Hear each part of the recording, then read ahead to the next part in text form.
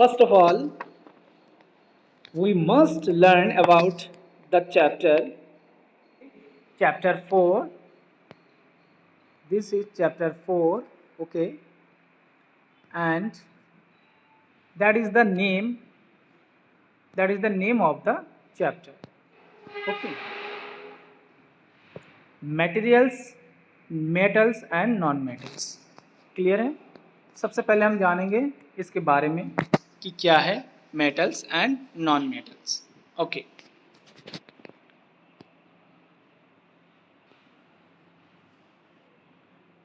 You are familiar with a number of materials like iron, aluminum, copper, etc. Some materials have been given the table. कुछ metals हैं जैसे कि iron है, aluminium है, copper है, ठीक है। ऐसे ही कुछ मेटल्स नीचे दिए गए हैं टेबल में। चलो जानते हैं भाई कैसे है और कौन कौन से हैं, तब जाके हमारा क्लियर हो पाएगा। This tables, okay.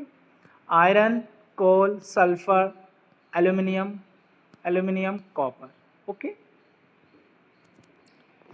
ये सारे के सारे क्या है, मेटल्स है, ओके। आगे next,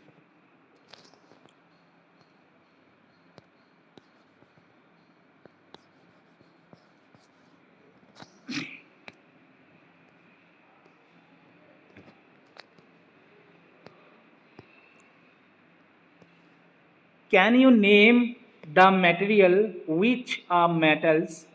The rest of the materials in table number 4.1 are non-metals. क्या लिखा क्या है, ठीक है, कि टेबल नंबर 1 में आप क्लियर कर सकते हो कि ये क्या है, नॉन मेटल है, ठीक है, और टेबल नंबर 2 में शायद मेटल है। चलो टेबल नंबर 1 देखो, इसमें क्लियर करना होगा। देखिए जैसे कि कुछ चीज़ें हैं, अगर हम हमारे चारों ओर देखेंगे तो हमें पता चलेगा कि कौन कौन सा मेटल है, कौन कौन सा नॉन मेटल है। जैसे कि आयरन का रॉड है, एक लोहे की छड़ है, ठीक है, छड़ी है। अब लोहे की छड़ी है जैसे कि सरिया टाइप है, ठीक है। अगर हम कहेंगे कि ये क्या है, ठीक है, मेटल। अब ये जो मेटल है ये कैसे आया, कहाँ से आया, इसको हम नॉन मेटल क्यों नहीं कहेंगे, मेटल ही क्यों कहेंगे। तो इसके बारे में हमें डीपली अगर हमें पता चलेगा तभी हम सबको एक्सप्लेन कर पाएंगे कि भाई ये मेटल क्यों है। देखो बेटा, ज़्यादातर जो गुड कंडक्टर्स होते हैं और एक होते हैं बैड कंडक्टर्स, पुअर कंडक्टर्स, जिसे इंसुलेटर्स भी कहा जाता है। बहुत सारे हैं ऐसे, ठीक है, बैड कंडक्टर्स।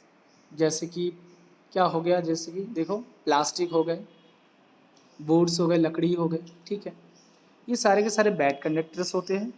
और जैसे कि आयरन हो गया, ये सब क्या है, गुड कंडक्टर्स, ठीक है। मीन्स ऐसा कुछ जो कैप्चर करता है, ऐसा कुछ जो कैप्चर करता है किसको, लाइट्स को। वो ज़्यादातर क्या होते हैं, गुड कंडक्टर्स। ये मेटल में आते हैं, ठीक है। अब आते हैं नॉन मेटल में। पहले इसका प्रॉपर्टीज जानते हैं कि प्रॉपर्टीज में क्या बताया जा रहा है, ठीक है। Physical properties of metals and non metals. Properties का मतलब क्या होता है, प्रॉपर्टीज का मतलब होती है कि उसकी विशेषता, गुण उसके अंदर का क्या है। वो गुण अच्छा भी हो सकता है, खराब भी हो सकता है, उससे हमें मतलब नहीं है, ठीक है। बस उसके अंदर क्या क्या क्वालिटी है, मीन्स उसके अंदर क्या क्या क्वालिटी है, चलो जानते हैं। Have you ever seen a blacksmith beating an iron piece of an article made of iron like a spade, a shovel, an axe? Do you find a change in the shape of this article on beating? Would you expect? देखो यहाँ पे क्या है, बोल रहे कि आपने लोहार को देखा है कि वो लोहे की कोई छड़ी को पीट पीट के वो नया रूप दे देते हैं, कुछ भी बना लेते हैं, कुल्हाड़ी बना लेंगे, दराती बना लेंगे, कुछ भी, ठीक, अलग अलग चीज़ वो प्रोडक्ट क्या करते हैं, क्रिएट कर लेते हैं एक लोहे का रॉड से, ठीक है। A similar change if we try to beat a piece of coal. देखो अगर हम कोल को भी ऐसे ही करेंगे तो क्या ऐसे सेम चीज़ें होगा, कुछ नया प्रोडक्ट बनेगा? मेरे ख्याल से नहीं बनेगा। ठीक है, आगे बढ़ते हैं। एक्टिविटी है, एक्टिविटी 4.1 में take a small iron nail, a coal piece, a piece of thick aluminum wire and a pencil lead. Beat the iron nail with the hammer. देखो एक नेल को हैमर से क्या कर रहे हैं, पीट रहे हैं। You can see on the picture, try to hit hard, देखो hit hard, beating an iron nail with hammer. The aluminum wire also. Then repeat the same kind of treatment on the coal piece and the pencil. Record your observation too. देखो जब हम इसमें hammer से वो करेंगे तो ये नया रूप बन जाएगा या तो चपटा हो जाएगा, ठीक है। लेकिन जब हम उसको हम ऐसा करेंगे कोल को तो वो ऐसा नहीं होगा, वो शायद टूट जाएगा, ठीक है। अब आते हैं यहाँ पर, देखो यहाँ पे हमें चेंजेस के लिए बोला गया है और ऑब्जर्व करने के लिए बोला गया है कि आयरन नेल, कोल पीस, एल्यूमिनियम वायर और पेंसिल लीड क्या होगा।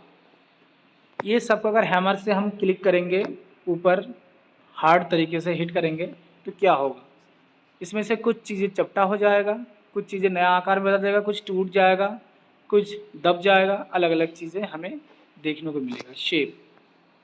शेप एंड साइज दोनों में फ़र्क पड़ जाएगा बेटा, दोनों।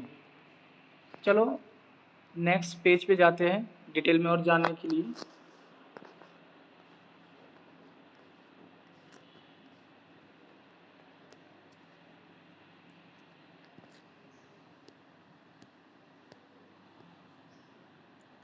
You saw that the shape of the iron nail and the aluminum wire change on heating.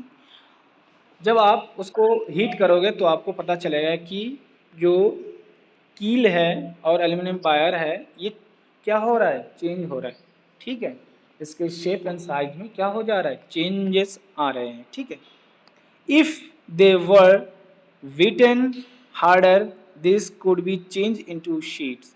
अगर उसे ज़्यादा अगर पीटते ही रहें तो वो क्या हो जाएगा, शीट बन जाएगा पतला। You might be familiar with silver foil used for decorating seeds. आपने देखा होगा कि सिल्वर का जो सीड्स आता है पतले पतले एकदम, वो ऐसे ही हो जाते हैं, उसको पीट पीट के एकदम पूरा पतला थिन शीट्स बना देते हैं, ठीक है। अब आते हैं, you must also be familiar with the aluminium foil used for wrapping foods. जैसे कि यही सेम है, आपने मिठाई के दुकान में देखा होगा, जो रसगुल्ले है, लड्डू है, जो भी है, वो एक चमकीला पेपर से उसको पैक करते हैं। खाना अगर हम लंच ले जाए तो खाना भी, रोटी वगैरह, पराठे वगैरह हम पैक करके ले जाते हैं एक चमकीले कागज़ में, आपने देखा होगा, वो एल्यूमिनियम फॉयल होता है, ठीक है। जो मिठाई में यूज़ होता है या लंच में, खाने में, वो ज़्यादा देर तक उसको क्या करते हैं, सेफ रखते हैं। The properties of metal by which they can be beaten into thin sheets is called malleability. देखो क्या बोला है कि मेटल को पीट के एकदम पतला शीट में कन्वर्ट कर देना ही malleability कहा जाता है। याद रखना, एक डेफिनेशन है। The property of metals by which they can be beaten into thin sheets is called malleability. आप इसको याद रखेंगे। नेक्स्ट पे आते हैं।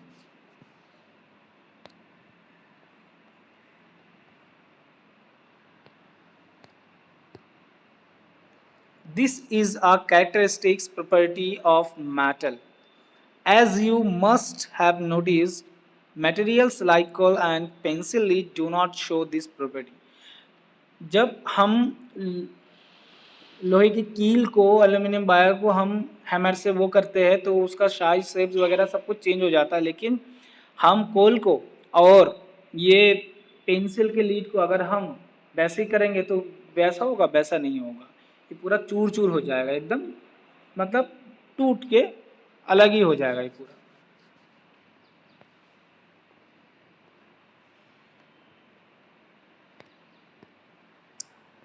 Can you hold a hot metallic pan which is without a plastic or a wooden handle and not get hurt? Perhaps not. Why? Try to list some other experiences in which a wooden or plastic handle protects you from being hurt while handling hot things. On the basis of these experiences, what can you say about the condition of heat by wood or and plastic? देखो, इसमें simple clear कर दिया गया है कि आपने कभी क्या ऑब्जर्व किया है घर पे, कोई बर्तन हो, जो भी चीज़ हो, उसको गर्म कर रहे हैं और आप उसको गर्म ही तुरंत उसको छू पा रहे हो? कभी नहीं। आप कभी भी उसको छू नहीं पाओगे, आपका हाथ क्या होगा, पूरा जल जाएगा। उससे छूने के लिए उसमें या तो प्लास्टिक की रॉड होनी चाहिए या फिर लकड़ी का होना चाहिए कुछ पकड़ने के लिए, जैसे कि कुकर। कुकर हो गया, घर पे आपने देखा होगा, उसको पकड़ने के लिए देखना हत्थे में प्लास्टिक लगा होता है काले रंग का, ब्लैक कलर का। तो अगर वो ना हो तो आप उसके हैंडल को भी नहीं छू सकते, पूरा इतना गर्म हो जाएगा वो। ठीक है, तो उसके देखना उधर सिरे पे एक छोटा सा काला हैंडल होता है और इधर नीचे में, इधर की तरफ सामने की तरफ दो लगे होते हैं, ढक्कन में भी और नीचे वाले में भी। प्लास्टिक का हत्ता जिसे बोलते हैं, वो पकड़कर आपको वो नीचे करना पड़ेगा। ऐसे ही या तो प्लास्टिक का होगा या तो लकड़ी का होगा, तभी आप उसको छू सकते हो। नेक्स्ट आते हैं,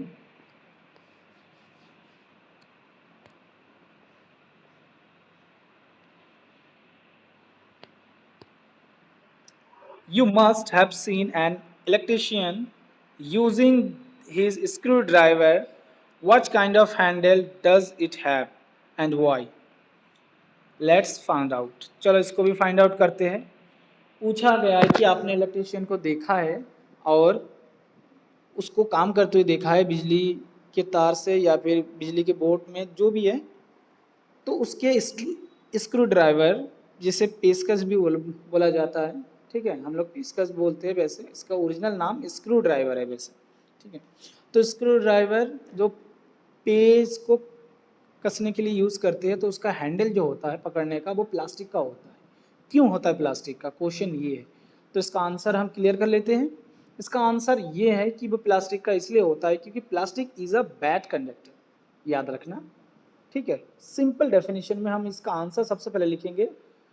अगर ऐसा क्वेश्चन आ जाता है कि भाई ये स्क्रू ड्राइवर में जो हैंडल है वो उसमें प्लास्टिक के क्यों होते हैं, तो सिंपल आंसर बिकॉज बस plastic is a bad conductor. ठीक है, और ये इफ़ेक्ट नहीं करेगा किसका, करंट से, लाइट से। ठीक है, इसका कोई इफ़ेक्ट नहीं है क्योंकि जो बैड कंडक्टर्स है वो लाइट और जो भी है ऐसी चीज़ें वो उससे बचाती है।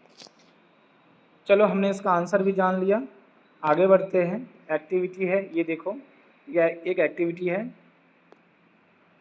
एक्टिविटी को थोड़ा सा जानते हैं कि make an electric circuit to test whether electricity can pass through an object. ठीक है, ये एक प्रैक्टिकल है, इसको आप आराम से प्रैक्टिकल के टाइम पे यूज़ कर सकते हो। कुछ नहीं है, एक बैटरी लिया है, छोटा बल्ब लिया है और एक मेटल लिया है, कोई भी मेटल ले लो आप, कील ले लो या कोई भी ले लो। अब देखो उसमें से एक सिरे पे तार लगा और एक दूसरे सिरे पे तार लगाओ, देखो करंट पास हो रहा है कि नहीं हो रहा है, बस यही है, तो पास होगा बेटा। ठीक है, सिंपल है। चलो आगे बढ़ते हैं। यहाँ पे वही एक्टिविटी, दूसरा एक्टिविटी है 4.3 में, electricity conductivity, electrical conductivity of materials. ठीक है, ठीक, ये देखो good conductor and poor conductor है, यहाँ पे आ गया आपके, ये देखो। ठीक है, ये वाला पोर्शन, ये वाला पोर्शन है good conductor and bad conductor. ठीक है, ये वाला पोर्शन। चलो यहाँ पे है, ये देखो आयरन रॉड, सल्फर, कोल पीस, कॉपर। तो आपको यहाँ पे लिखना है कि कौन कौन से गुड कंडक्टर है, कौन कौन से पुअर कंडक्टर है, सिंपली। ठीक है, अब आते हैं नेक्स्ट पॉइंट पे। इसमें क्या है, जब जब मैं एक्सरसाइज भेजूंगा तो उसमें से देख देख के बुक भी ऐसे फिल कर लेना सारा, ठीक है। बुक भी फिल करने से क्या होता है कि आपको पता चल जाएगा कि भाई आंसर आपके सामने होंगे, आपकी नज़र के पास।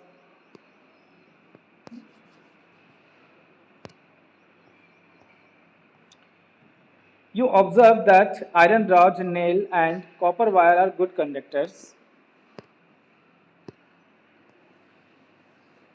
You observe that iron rod, nail and copper wire are good conductors while rolled sulfur piece and coal piece are poor conductor.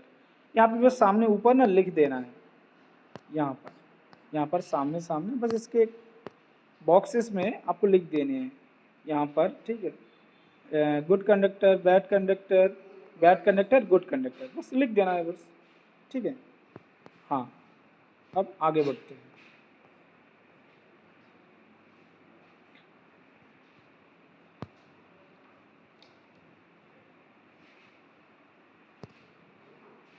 Next,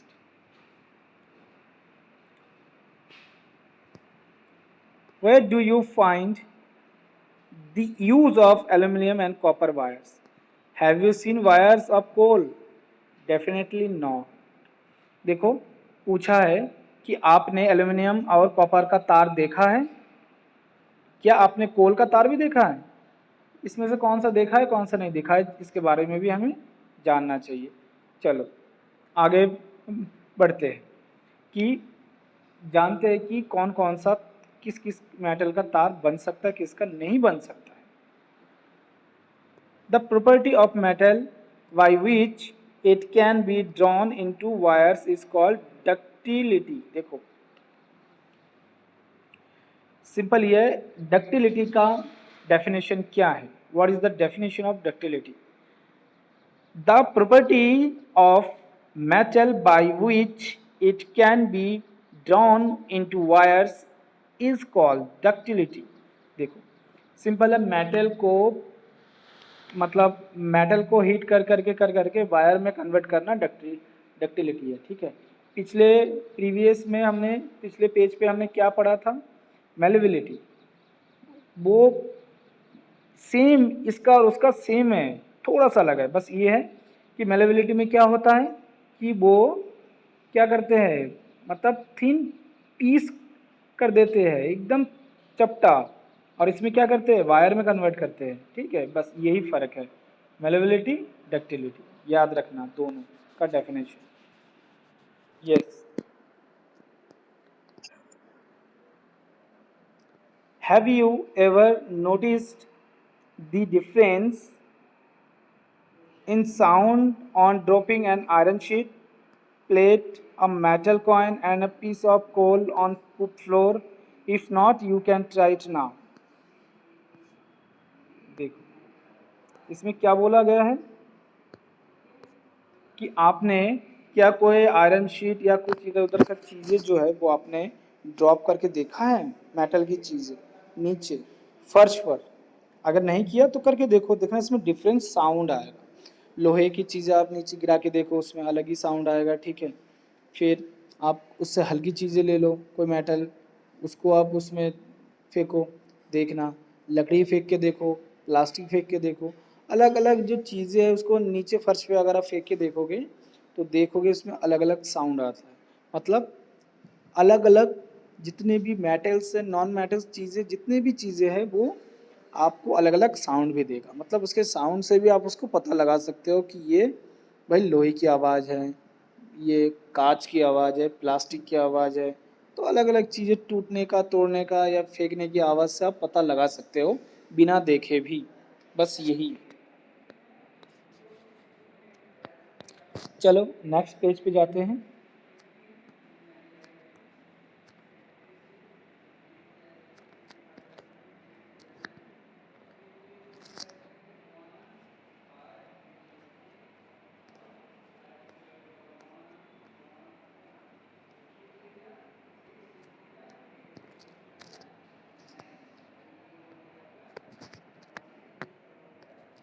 yes, have you seen wooden bells in temple? क्या आपने मंदिरों में लकड़ी की घंटी देखी है? Can you give a reason? नहीं देखी होगी। लकड़ी की घंटी आपने देखी है मंदिरों में? नहीं देखी है। वहाँ पे किसकी है? मेटल्स की है। ठीक है, रीज़न भी पूछ रहा है। The things made of metal produce a ringing sound when stuck hard. क्यों? क्योंकि जब मेटल की चीज़ें हम अ, किसी चीज़ से हम उसको हीट करते हैं तो वो क्या होगा? रिंगिंग साउंड देता है, मतलब गूंजेगी साउंड। यहाँ पे थोड़ा सा आवाज़ देखो, लोहे की सट से भी अगर लोहे की उससे किसी मेटल से आप किसी को आवाज़ करोगे तो थोड़ी देर तक गूंजेगी, वो दूर तक जाएगी। जैसे कि टन करके अगर आवाज़ आएगी, टन ऐसे करके, ठीक है, धीरे धीरे वो रिंग होती जाए, और इसीलिए उसका यूज़ करते हैं। Suppose you have two boxes similar in appearance, one made of wood and the other of metal. आप सपोज करो दो बॉक्स है आपके पास, एक लकड़ी का है और एक मेटल का है। Can you tell which box is made of metal by sticking both the boxes? देखो, क्या आप बता सकते हो? Can you tell which box is made by of metal by sticking both of the boxes? देखो, आप कोई दो बॉक्स है, दो बॉक्स में से आप किसी को भी किसी और मेटल से दोनों को रिंग करके बताओ, आवाज करके देखना। लकड़ी वाले बॉक्स में कैसे होगा? ठप ठप करके आवाज आए, लेकिन वो जो मेटल वाला बॉक्स होगा वो आपको टन टन आवाज देगा, अलग एक रिंगिंग वो साउंड प्रोड्यूस करता है। ठीक है, since metal produce ringing sound they are said to be sonorous. The material other than metals are not sonorous. देखो, जो ऐसे मेटल्स है जो रिंग मतलब रिंगिंग करते हैं, साउंड साउंड प्रोड्यूस करते हैं, वो क्या कहलाता है? सोनोरस। याद रखना, सोनोरस सोनोरस कहा जाता है। Okay,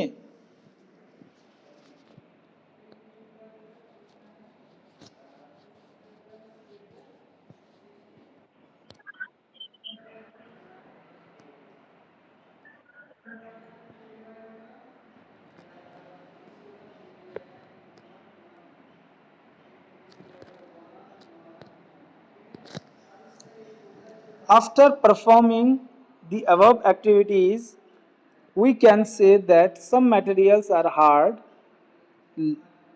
lustrous, malleable, ductile, sonorous, and good conductors of heat and electricity. ये एक्टिविटी ऊपर जितने भी हमने पढ़ा है इससे पता लगा सकते हैं कि कुछ हार्ड होते हैं, कुछ लस्टेरियस होते हैं, कुछ मेलेबल होते हैं, डक्टाइल होते हैं, सोनोरस होते हैं, एंड गुड और बैड दोनों कंडक्टर्स होते हैं। ठीक है, ये सब हमने सीखा है। तब materials which generally possess these properties are called metals. ऐसे जो जो चीज़ें हमने पढ़ा है ये क्या है? ऊपर जो हमने पढ़ा सिर्फ बैड कंडक्टर को छोड़ के सारे के सारे मेटल्स हैं। क्या है? मेटल्स हैं। The examples of metals are iron, copper, aluminium, calcium, magnesium. ये सारे के सारे एग्जाम्पल है किस चीज़ का? मेटल का। In contrast materials like coal and sulfur are soft and dull in appearance. They break down into a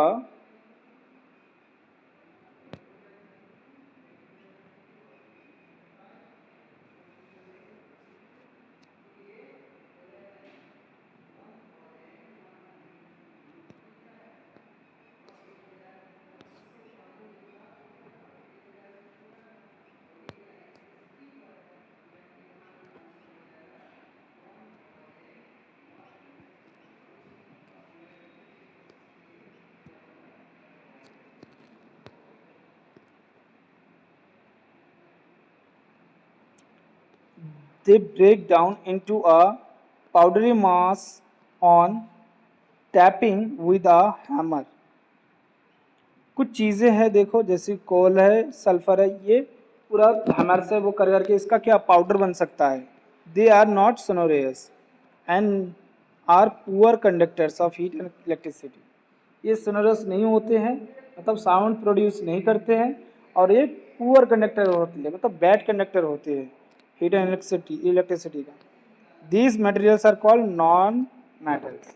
देखो यहाँ पे आके नॉन मेटल्स क्लियर हुआ है कि कौन से नॉन मेटल है और कौन से मेटल है। ऊपर जो जो प्रॉपर्टी हमने पढ़ा था कि जो मेलेबिलिटी है, डक्टिलिटी है, ठीक है, उसके बाद सोनोरियस है, ये सारे के सारे क्या होंगे, मेटल्स होंगे।